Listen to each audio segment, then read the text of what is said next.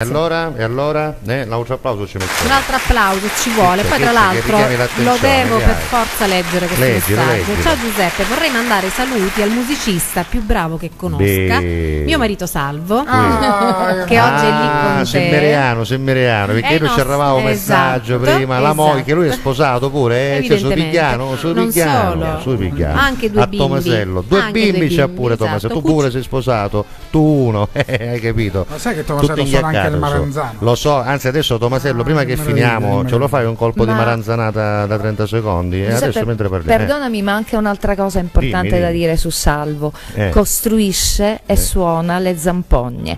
Quindi se vuoi, prima di Natale vorremmo farti un piccolo accenno della novena siciliana. Con piacere. Con i canti siciliani. Io ce l'ho una ceramella, me la sono comprata a Maletto, sì, una ceramella di agghiaccio e pella di capra, quindi una bella cassa larga, grande, molto grande.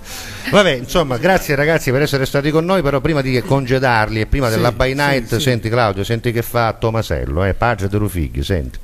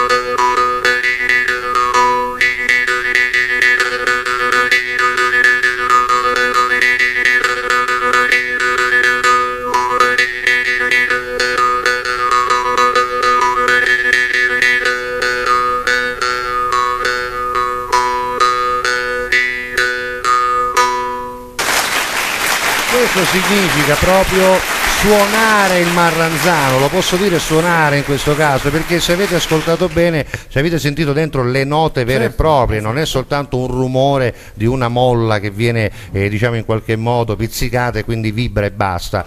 C'è chi lo suona anche in quel modo, però è chiaro che muovendo la bocca ed emettendo un po' di aria, un po' meno aria, si riproduce praticamente un suono. Sembrava ci fosse un frescaletto sotto messo a basso volume, perché le note si sentivano perfettamente. Il frescaletto lo suona e lo costruisce. E ci mancherebbe, altrimenti no, se no chi bene va a fare oggi. Complimenti, complimenti a tutti, Salvo, complimenti Angelo e complimenti alla nostra Giusy 1 e 2 a Paternò. Noi abbiamo davvero finito.